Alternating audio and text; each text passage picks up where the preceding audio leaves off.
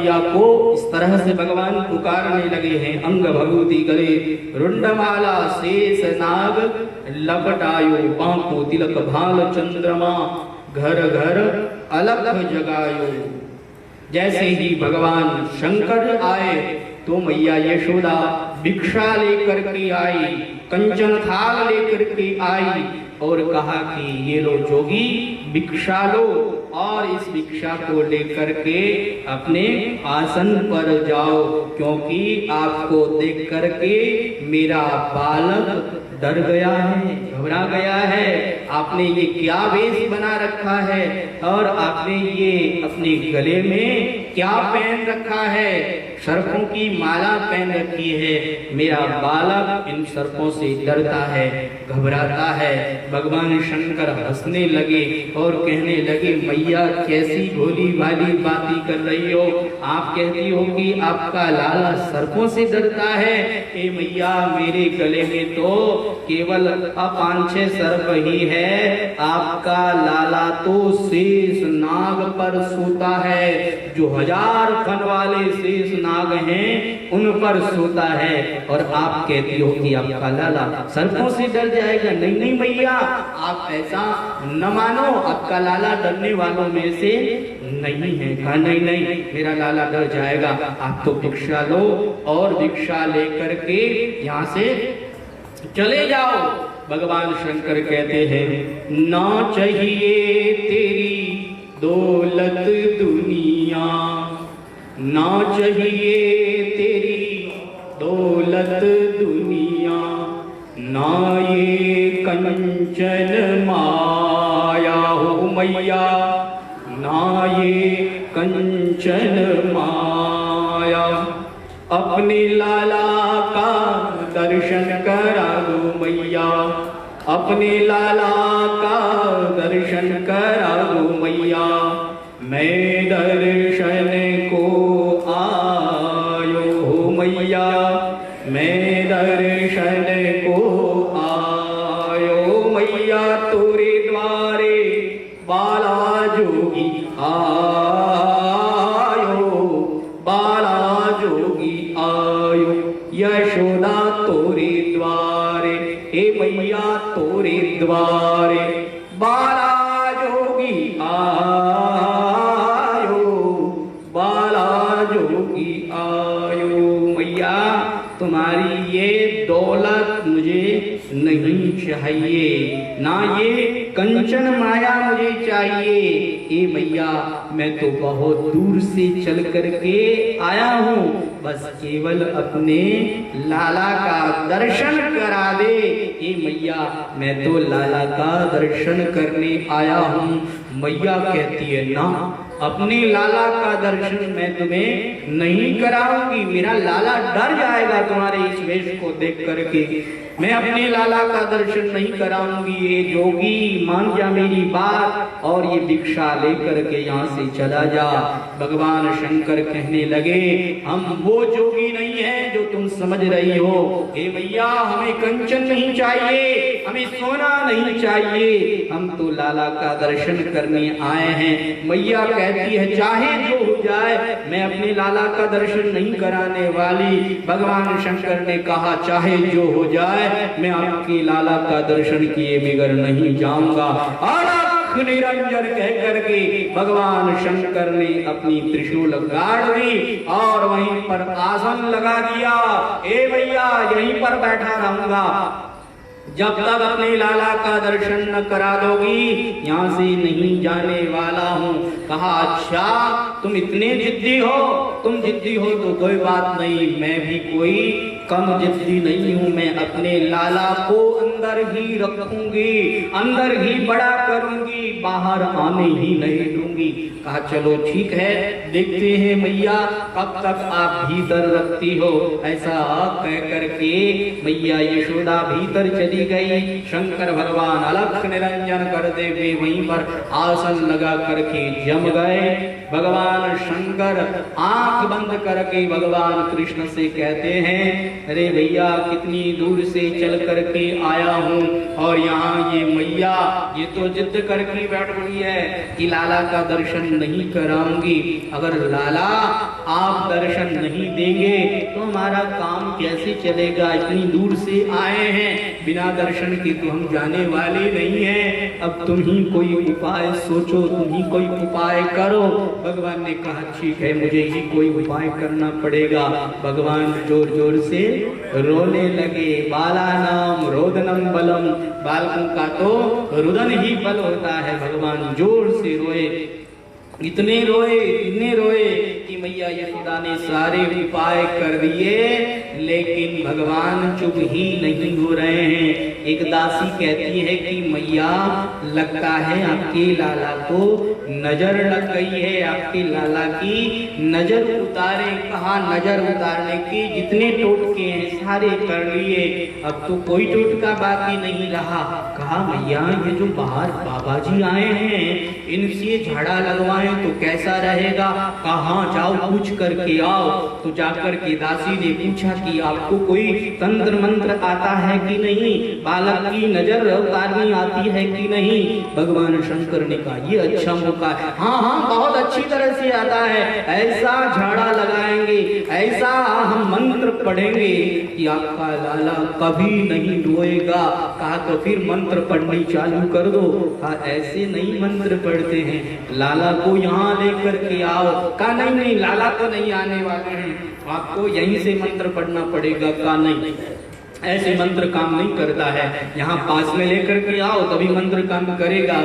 जाकर के मैया यशोदा को कहा तो मैया ने कहा चलो कोई बात नहीं, सामने ले जाना पड़ेगा। मैया यशोदा लाला को लेकर के भगवान शंकर के पास में आई और भगवान शंकर की जो ही भगवान कृष्ण पर नजर पड़ी है, भगवान शंकर तो समाधिस्थ हो गए। आहा क्या सुंदर दिव्य छवि है, क्या सुंदर दिव्य रूप है। आज तो मेरे को मेरे इष्ट देव के दर्शन हो गए। भगवान शंकर की भाव समाधि लग गई। मैया यशोदा कहती है ये दासी किसको पकड़ करके लाई है, ये तो आंख बंद करके बैठ गए हैं, अब इन्हें जगाया कैसे जाए। भगवान श्री कृष्ण उस समय में उनकी जटाओं में हाथ डाल करके उनको जगा देते हैं और भगवान शंकर की समाधि टूटती है। भगवान शंकर कहते हैं वाह मैया आज तो मैं बहुत धन्य हो गया और मैया आप भी धन्य हो गई, क्योंकि साक्षात परब्रह्म परमात्मा आपकी गोद में खेल रहा है। आपके भाग्य की मैं कहां तक सराहना करूं। हे मैया आप इस संसार में सबसे बड़े भाग्यशाली व्यक्ति हो। आपके पतिदेव और आप दोनों ही बहुत भाग्यशाली हो, क्योंकि आपके यहाँ पर साक्षात परब्रह्म परमात्मा आपके पुत्र बन करके आए हैं।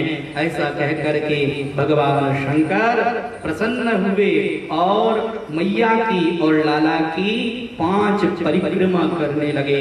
पंचबेर परिक्रमा करके श्रृंगी नाद बजायो मैया, श्रृंगी नाद बजायो।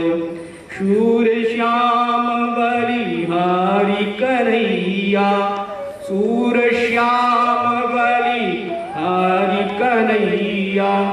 जुग जुग जिए तेरो जायो मैया, जुग जुग जिए तेरो जायो मैया। तोरे द्वारे बाला जोगी आयो, बाला जोगी आयो। यशोदा तोरे द्वारे ए मैया तोरे द्वारे बाला जोगी आयो, बाला जोगी आयो, बाला जोगी आयो। भगवान की 5 परिक्रमा करके और शंकर भगवान ने श्रृंगी नाद बजाया।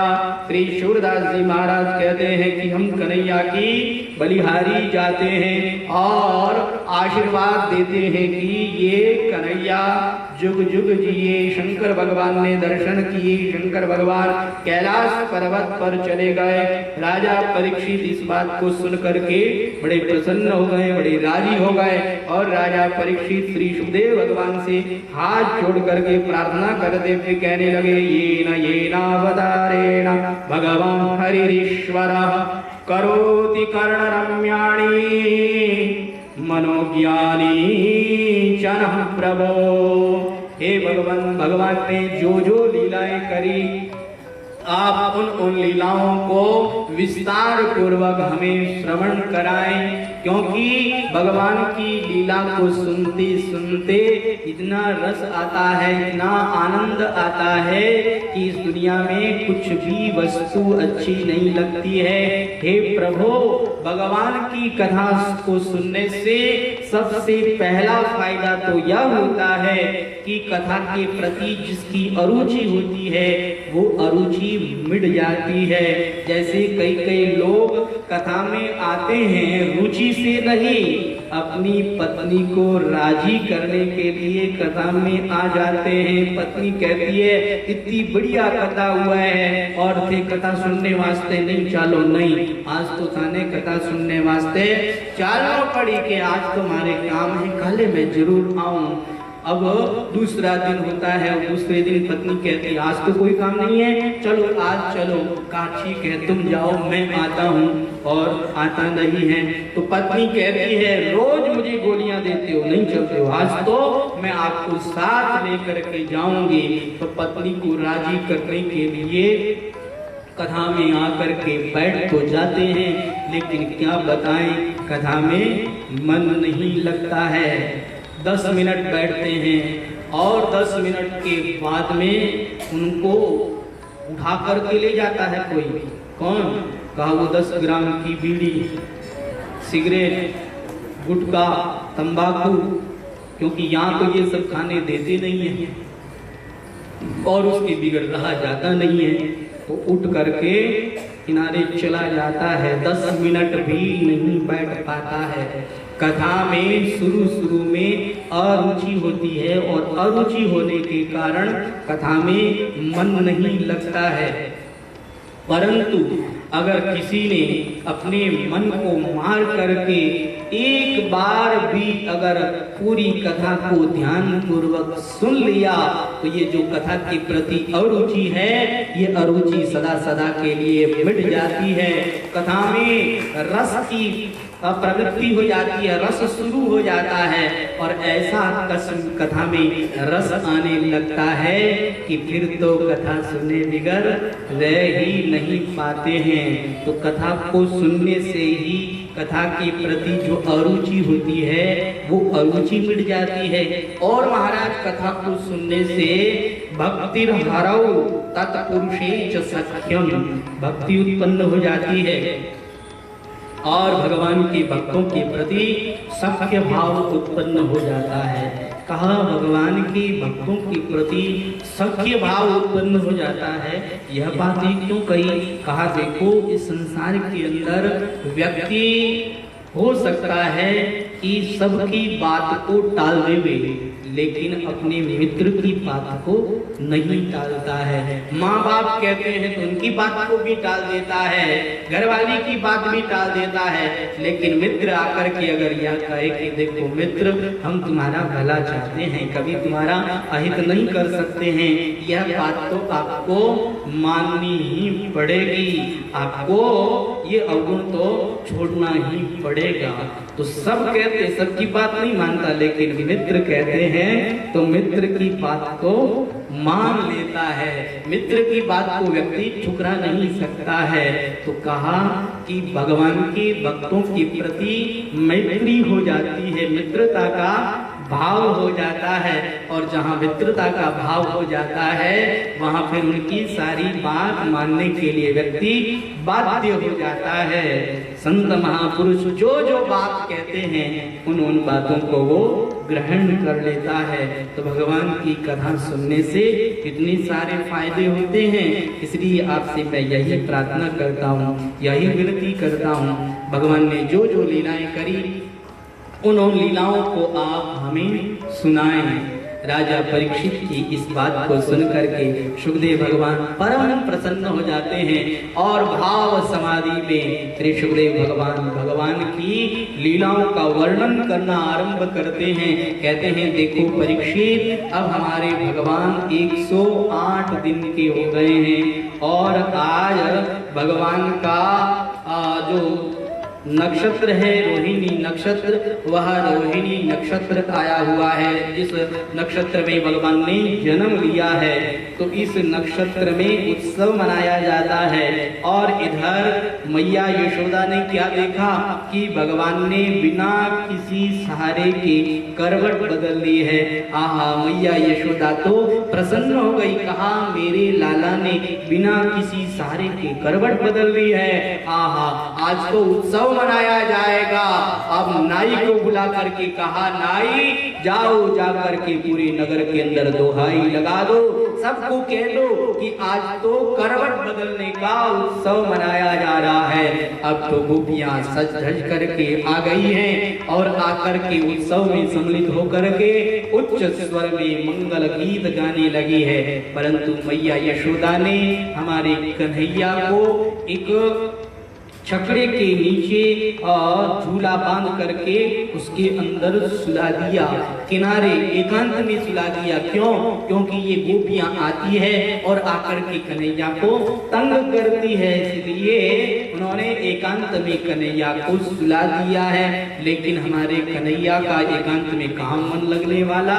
कन्हैया कहने लगे हमारे लिए उत्सव मनाया जा रहा है, हमारे लिए सब इकट्ठे हुए और हम एकांत में पड़े, ये कोने में पड़े, हमें कोई नहीं पूछ रहा। कन्हैया तो रोने लगे, रोते हुए वो पांव पटकने लगे। जिस छकड़े के अंदर कन्हैया सो रहे थे उस छकड़े में एक सकटासुर नाम का दैत्य आ गया और वह दैत्य भगवान के द्वारा अपना उद्धार चाहता है। ये दैत्य कौन है? का हिरण्याक्ष का पुत्र उत्कच। यह एक बार लोमस ऋषि के आश्रम के वृक्षों को कुचल डालता है तो लोमस ऋषि शाप देते हैं कि तुझे इस शरीर का बड़ा अभिमान है, इस शरीर के द्वारा तूने सारे वृक्ष कुचल डाले हैं, जा मैं तुझे श्राप देता हूं कि तू देह रहित हो जा, ये शरीर ही तेरा नहीं रहेगा। और उस शरीर का शरीर झड़ने लगा। अब तो वो चरणों में गिरा, महाराज महाराज मुझे माफ कर दीजिए, मेरे से गलती हो गई। लोमस ऋषि ने कहा जिस समय में वैवस्वत मनवंतर में भगवान श्री कृष्ण का अवतार होगा तो भगवान श्री कृष्ण अवतरित होकर के आएंगे, वो भगवान श्री कृष्ण ही तुम्हारा उद्धार करेंगे, इसलिए तुम इतना इंतजार करो और भगवान वो स्वयं तुम्हारा उद्धार करने आएंगे। आज वह उत्कच बड़ा प्रसन्न हुआ कि देखो आज भगवान मेरा उद्धार करेंगे। शकट के अंदर आकर के वह बैठ गया है। भगवान ने अपने पांव मारे हैं और पांव का अंगूठे का नाखून उस छकड़े को लगा और छकड़ा तो आकाश में चला गया, धड़ाम से आकर के नीचे गिरा और जैसे ही नीचे गिरा सकट का तो भंजन हो गया, शक्तासुर का तो उद्धार हो गया। और उस छकड़े के गिरने की आवाज आई, मैया यशोदा दौड़ी दौड़ी आई, अरे ये क्या हो गया, ये छकड़ा कैसे उलट गया। पास में खेल रहे बालकों से पूछा, अरे बालकों तुम्हें पता है क्या ये छकड़ा कैसे उलट गया? बालक लोग कहने लगे, मैया हमने देखा आपका लाला रोने लगा, रोते हुए आपके लाला ने हाथ पांव पटके और पांव का अंगूठे का नाखून लगा और आकाश में चला गया छकड़ा, धड़ाम से आकर के नीचे गिर गया। मैया यशोदा को तो बालकों की बातों पर विश्वास ही नहीं हो रहा। कहा, अरे बालकों तुम लोगों ने कहीं भांग तो नहीं खा रखी है? अरे कोई छोटे से बालक के अंगूठे के नाखून से ही छकड़ा ऊपर जाता है? नहीं नहीं, ऐसा नहीं हो सकता। मैया यशोदा को तो विश्वास ही नहीं हो रहा है। लाला को उठाया, गोद में लिया और दुग्ध पान कराया। तत्पश्चात मैया यशोदा अपने लाला को भीतर लेकर के चली गई है और मैया यशोदा दुग्ध पान करा रही है। आज भगवान दूध ज्यादा पी रहे हैं। मैया यशोदा कान्हा को दूध पीने से मना करती है और गोद में ली हुई है। इधर कंस भगवान को मारने के लिए एक दैत्य को भेजता है। तृणावर्त नाम का दैत्य आंधी तूफान के रूप में, बवंडर के रूप में आया, सारे गोकुल को रजसा तमसा व्रत कर दिया और लोग आपस में एक दूसरे को देख भी नहीं पा रहे, अपना हाथ भी नहीं देख पा रहे हैं, ऐसी काली आंधी आ गई है, ऐसा तूफान आ गया है। मैया यशोदा कान्हा को गोद में ली हुई थी। मैया यशोदा ने कान्हा को एक पालने में सुला दिया और वह तृणावर्त आया और आकर के भगवान को उठाया, कंधे पर बिठाया, आकाश मार्ग की ओर ऊपर जाने लगा। भगवान ने कहा वाह तृणावर्त बहुत अच्छा, ऊपर हमारा वैकुंठ धाम है, चलो आज वैकुंठ धाम का ही तुम्हें दर्शन करा देंगे। देखो नीचे हमारा वृंदावन धाम है, ऊपर हमारा वैकुंठ धाम है, तुम्हारी इच्छा हो वहां चल सकते हो। लेकिन वह तो भगवान को मथुरा की ओर ले जाने लगा। भगवान ने कहा ना, अभी हम मथुरा नहीं जाएंगे, अभी हमारा मथुरा जाने का समय नहीं आया है, मथुरा तो हम नहीं जाएंगे। कहा तो मथुरा नहीं जाएंगे, आपकी मर्जी थोड़ी चलेगी, मैं ले जाऊंगा। वह नहीं माना, ले जाने लगा। भगवान ने अपने शरीर का वजन बढ़ाया, इतना वजन बढ़ाया, इतना वजन बढ़ाया कि उसको ऐसा लगा मानो मैंने कोई पहाड़ को ही उठा लिया हो, उसकी एक एक नस फटने लगी। उसने कहा कहीं भूल से नंद बाबा के घर के आगे जो काली शिला पड़ी हुई थी उसको तो मैंने नहीं उठा लिया। भगवान ने कहा कैसा मूर्ख है तू, सारे संसार के लोग तो पत्थर में भी मेरा दर्शन करते हैं और तू तो मुझ में भी पत्थर का दर्शन कर रहा है। अंते यावती सागति, अंत में तूने पत्थर का स्मरण किया, इसलिए तुझे पत्थर पर ही पटकेंगे। भगवान ने जोर से उसे पत्थर पर पटका और वहीं पर तृणावर्त मारा गया। बोली आनंद कंद भगवान की, तृणावर्त मारा गया। मैया यशोदा कान्हा को ढूंढती ढूंढती आई और आकर के क्या देखा, कान्हा तो फूलों के बीच में खेल रहे हैं। दौड़ती हुई मैया ने कान्हा को उठाया, दुग्ध पान कराया और कान्हा को लेकर के घर पर आ गई हैं। आज नंद बाबा सभी ग्वालों के बीच बैठे हैं और बीच बैठे बैठे नंद बाबा कहते हैं कि देखो भैया, इस संसार के अंदर व्यक्ति को कभी भी अपनी सज्जनता नहीं छोड़नी चाहिए। जो व्यक्ति अपनी सज्जनता पर कायम रहता है वह अपनी सज्जनता के कारण संपूर्ण भयों से मुक्त हो जाता है। उसको फिर इस संसार में किसी तरह का कोई भय नहीं रहता है। सज्जन पुरुष उसको चाहिए कि वह दुष्ट की दुष्टता पर ध्यान न दे, दुष्ट दुष्टता करे तो सज्जन पुरुष को चाहिए कि वह अपनी सज्जनता का प्रयोग करे। दुष्ट दुष्टता करे और सज्जन पुरुष अपनी सज्जनता छोड़ करके वह भी दुष्ट के साथ दुष्टता करने लग जाए तो ये माना जाएगा कि दुष्ट की दुष्टता पक्की और सज्जन की सज्जनता कच्ची। क्योंकि आपने अपनी सज्जनता छोड़ दी तो वो कच्ची हुई। दुष्ट का काम है दुष्टता करना और वो अपनी दुष्टता नहीं छोड़ता तो वो तो अपनी बात पर कायम है, वो तो अपने स्वभाव पर कायम है। सज्जन पुरुष को भी चाहिए कि वह भी अपने स्वभाव पर कायम रहे, अपने स्वभाव को नहीं छोड़े। और देखिए दुष्ट व्यक्ति अपनी दुष्टता से अपने आप मारा जाता है। आपको उसे मारने के लिए प्रयास करने की आवश्यकता नहीं है। दुष्ट की उम्र कम होती है और वह पापी अपने पाप से ही मारा जाता है। हमें कुछ करने की आवश्यकता नहीं है। देखिए हम अपनी जीभ से भी यह शिक्षा ले सकते हैं। जीभ सज्जन है और ये दांत ये बड़े दुष्ट हैं। अगर जीभ दांतों के पास पहुंच जाए तो दांत तुरंत जीभ को काट लेते हैं, परंतु जीभ इतनी दयालु है, इतनी कृपालु है कि जीभ दांतों का ख्याल रखती है। अगर दांतों में दर्द हो तो दांतों को वो सहलाती है, पूछती है तुम्हें कोई दर्द तो नहीं है। जीभ दुष्ट दांतों का भी ख्याल रखती है।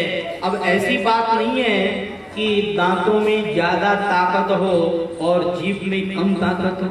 आप बताइए कि जीभ में ज्यादा ताकत होती है कि दांतों में ज्यादा ताकत होती है? जीभ में ज्यादा होती है। अरे जीभ रे तो हड्डी को नहीं बैठे, दांतों में कितनी ताकत हुए।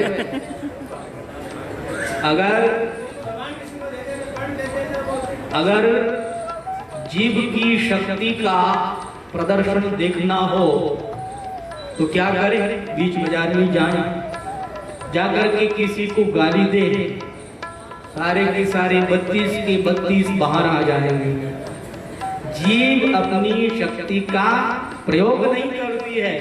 सज्जन है, सज्जन पुरुष अपनी शक्ति का प्रयोग नहीं करता, दुष्ट अपनी दुष्टता करता रहता है। इसलिए सज्जन पुरुष को चाहिए कि वह अपनी सज्जनता को नहीं छोड़े, दुष्ट चाहे जितनी दुष्टता करे। और देखिए ये जो दांत हैं हमारे जन्म लेने के बाद में आते हैं और पहले चले जाते हैं। इसका मतलब क्या है? दुष्ट की उम्र कम होती है, ज्यादा नहीं होती है। जीव जब शरीर पैदा होता है तब से लेकर मरने तक साथ रहती है। सज्जन की उम्र ज्यादा होती है, दुष्ट की उम्र कम होती है। दुष्ट अपनी दुष्टता से मारा जाता है। इसलिए साधु पुरुष को चाहिए कि वह अपनी शक्ति का प्रयोग न करे, दुष्ट अपनी दुष्टता से अपने आप मारा जाएगा। एक बार की बात है कि मैया यशोदा का भगवान दुग्ध पान कर रहे हैं और दूध पीते पीते वो तृप्त नहीं हो रहे हैं, दूध पीते ही जा रहे हैं। मैया यशोदा को लगता है कान्हा ज्यादा दूध पिएंगे तो कान्हा को अपच हो जाएगा, पेट खराब हो जाएगा। इसलिए मैया यशोदा स्तन छुड़ाती हैं, लेकिन कान्हा तो स्तन छोड़ते ही नहीं है, बार बार रोने लग जाते हैं। मैया यशोदा कान्हा के पाँव में गुदगुदी करती है और जैसे ही पाँव में गुदगुदी करती है भगवान हंसने लगते हैं। छोटा सा मुख कमल भगवान हंसते हुए जैसे ही खोलते हैं तो भगवान के उस छोटे से मुख कमल में मैया यशोदा को नदियां, पहाड़, पर्वत, आकाश, सारे के सारे ब्रह्मांड भगवान के मुख में दिखाई देते हैं। मैया यशोदा कहती है मैं अपने कान्हा के मुख में ये सब क्या देख रही हूँ, आंखें बंद कर लेती है। प्रथम बार मैया यशोदा को भगवान ने अपने विराट रूप का दर्शन कराया। क्यों कराया? क्योंकि भगवान कहना चाहते हैं कि अरे मैया यशोदा तुम क्या समझ रही हो कि तुम्हारे दूध से मुझे अपच हो जाएगा। अरे मैया देख तो सही, मेरे अंदर नदियां हैं, पहाड़ है, पर्वत है, सारे ब्रह्मांड मेरे भीतर हैं, इनसे मुझे अपच नहीं हो रहा तो तेरे दूध से कैसे अपच हो जाएगा। और दूसरी बात, हे मैया मुझे दूध पिला करके तू केवल मुझे ही तृप्त नहीं कर रही है, मैं चर अचर समस्त प्राणियों की आत्मा हूँ। ए मैया अगर मैं तृप्त होता हूँ तो सारा संसार तृप्त हो जाता है। आपके दूध से सारा संसार तृप्त हो रहा है, सारे संसार की पुष्टि हो रही है। इसलिए ए मैया आप ये धारणा छोड़ दो कि आपके दूध से मुझे अपच हो जाएगा। श्री सुखदेव भगवान कहते हैं कि राजन अब एक दिन की बात है, गर्गाचार्य जी महाराज श्री वसुदेव जी महाराज के द्वारा प्रेरित होकर के गोकुल के अंदर आते हैं। गर्गः पुरोहितो राजन यदूनां सुमहातपा ब्रजं जगामनन्दस्य वसुदेव प्रचोदिता। जैसे ही गोकुल में गर्गाचार्य जी महाराज आए, अचानक नंद बाबा की उन पर नजर पड़ गई। दौड़ करके आए, प्रणाम किया और कहने लगे आज तो मैं धन्य हो गया आपका दर्शन करके, आज आपको मेरे घर पर चलना पड़ेगा। गर्गाचार्य जी महाराज को लेकर के नंद बाबा घर पर आए और आकर के यशोदा रानी से और रोहिणी से कहा अपने लालाओं को लेकर के आओ, आज हमारे घर पर गर्गाचार्य जी महाराज आए हैं, इनसे लालाओं को आशीर्वाद दिलाओ। यशोदा मैया आई, रोहिणी मैया आई और अपने लालाओं को उनके श्री चरणों में रखा और उन्हें देख करके श्री गर्गाचार्य जी महाराज कहने लगे आहा इतने सुंदर सुंदर बालक हैं, इतने सुंदर सुंदर लाला हैं आपकी। अच्छा बताओ तो सही, इन लालाओं का नाम क्या है? अब तो वसुदेव जी माँ श्री नंद बाबा जी यशोदा मैया की ओर देखे और यशोदा मैया नंद बाबा की ओर देखे। कहा क्या हुआ, मैंने कोई गलत प्रश्न कर लिया क्या? कहा महाराज क्या बताएं, लाला इतने बड़े बड़े हो गए हैं, लेकिन लाला के जन्म की खुशी में हम लोग तो नामकरण संस्कार करवाना ही भूल गए। लेकिन महाराज अब आप हमारे यहाँ पर पधार गए हैं, आपसे बड़ा आचार्य और कौन हो सकता है? आप ही हमारे लालाओं का नामकरण संस्कार करें। गर्गाचार्य जी ने कहा ना, अगर हम नामकरण करेंगे तो आपके लालाओं पर आपत्ति आ जाएगी, क्योंकि यदुनाम अहम आचार्यः ख्यातश्च भुवि सर्वतः सुतं मया संस्कृतं ते मन्यते देवकी सुतं। हम यदुवंशियों की आचार्य हैं, अगर आपके लालाओं का हम नामकरण करेंगे तो वह दुष्ट कंस ये समझेगा यही देवकी का 8वां पुत्र है।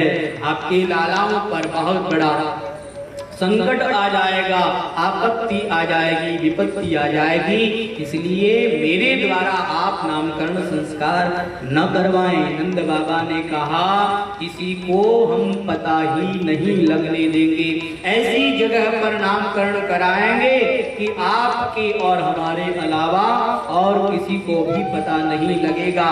कहा कहाँ कराएंगे? कहा हमारी गौशाला बहुत बड़ी है, 9 लाख गायें हैं और उन गौशाला में गायों के बीच में हम अपने लालाओं का नामकरण कराएंगे। कहा ठीक है, तुम्हारी यही इच्छा है तो हम तुम्हारी इच्छा को पूर्ण करेंगे। गौशाला में यहाँ पर सुंदर मंडप बनाया गया और श्री रोहिणी मैया अपने लाला को और यशोदा मैया अपने लाला को लेकर के आई है। श्री गर्गाचार्य जी महाराज को प्रणाम किया है और श्री गर्गाचार्य जी महाराज भगवान का नामकरण करने लगे।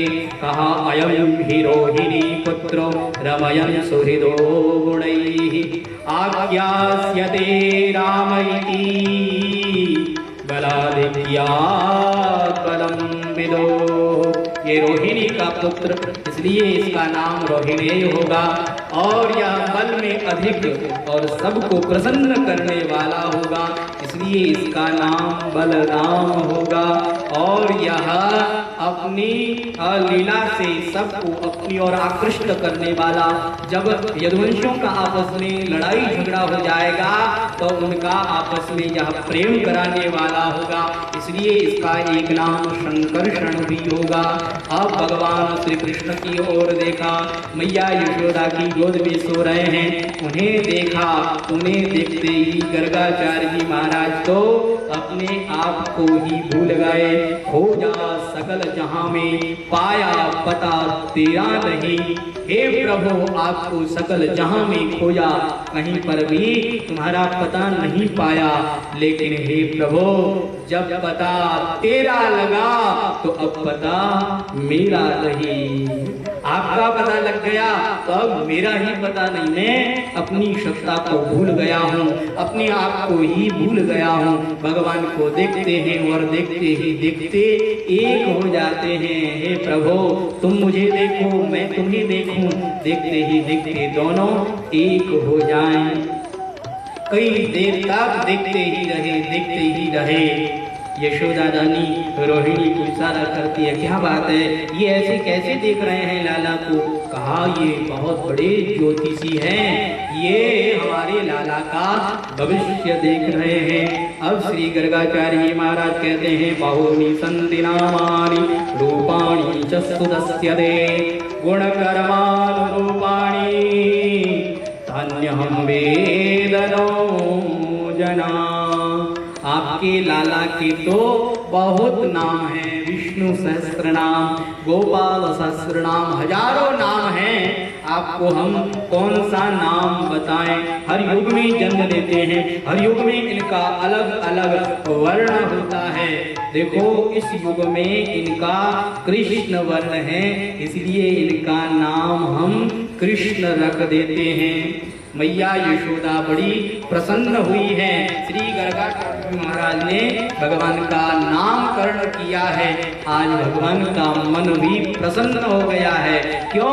क्योंकि गौशाला में भगवान का नामकरण किया गया है, गायों के बीच में भगवान का नामकरण किया गया है, इसलिए भगवान का मन प्रसन्न हो गया है। और मैया यशोदा बड़ी प्रसन्न हुई है और प्रसन्न होकर के गर्गाचार्य जी महाराज को खूब दान दिया है, खूब दक्षिणा दी है। गर्गाचार्य जी महाराज वहाँ से पधार गए। अब हमारे भगवान का लालन पालन करती है मैया यशोदा।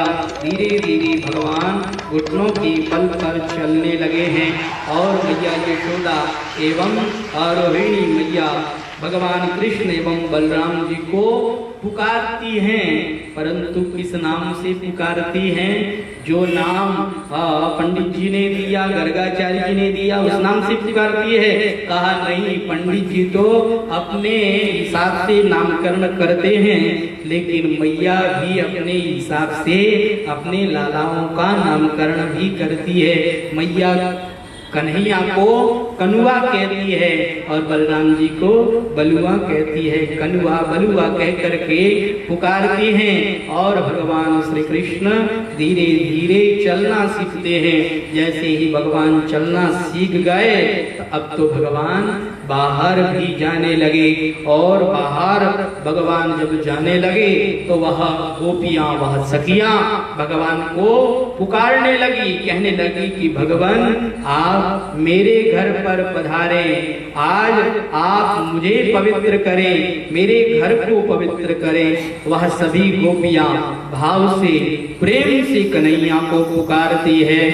कन्हैया प्यारा आव जो थे छान